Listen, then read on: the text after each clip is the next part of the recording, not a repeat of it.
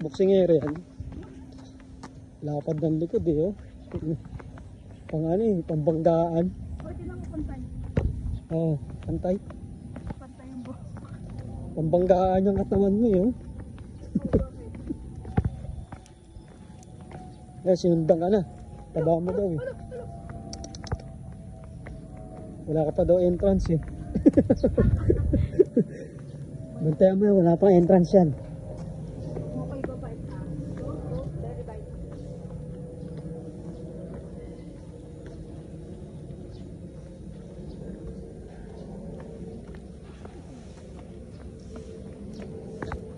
Talaga sinundan mo yung hagdanan eh, no? Pwede naman dumaan doon para hindi ka nahirapan.